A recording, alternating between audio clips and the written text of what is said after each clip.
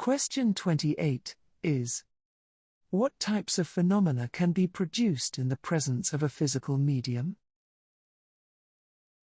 Under ideal circumstances, the manifestations of phenomena that may be produced in the presence of a physical medium can be witnessed with normal physical senses of sight, hearing and sometimes touch, by all present.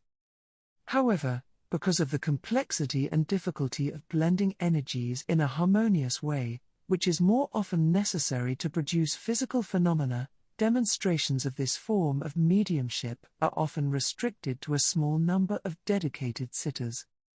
Patience is often required, as it may prove necessary to sit together, usually once a week, for many years before receiving any worthwhile phenomena.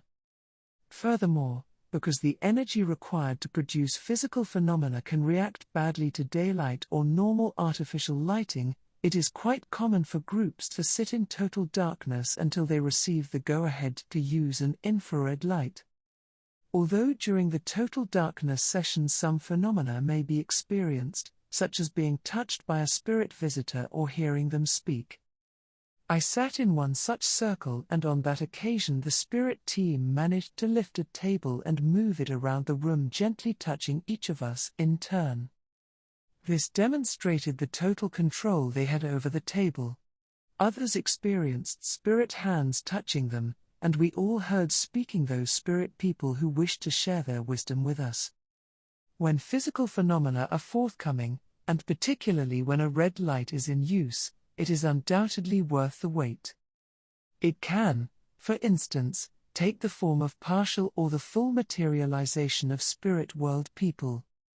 Many who have experienced this have literally been reunited with their own relatives who have for a time managed to materialize just as they once were upon earth, and to hold conversations and embrace as they might have done when on the physical plane. To achieve phenomena, a substance called ectoplasm is drawn chiefly from the medium, and also some from the sitters, and even from physical materials within the room, carpets and curtains, etc.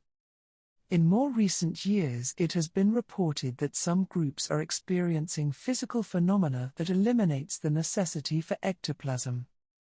Instead, the spirit guides, including spirit scientists, have utilized a purer and safer energy drawn from a mixture of spirit and earth energies. Other forms of phenomena which can be developed in the presence of a physical medium are such as direct voice, as I experienced, when all present are able to hear the voice of the communicating spirit. One great exponent of this was Leslie Flint, and many communications were recorded at these sittings and can be heard via the internet. Levitation is another form of physical phenomena, and a person can be levitated, but more generally it is objects under spirit control.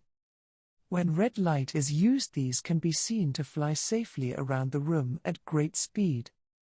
Transfiguration is also physical in definition, and this uses ectoplasm or new energy to build a spirit face over the face of the medium.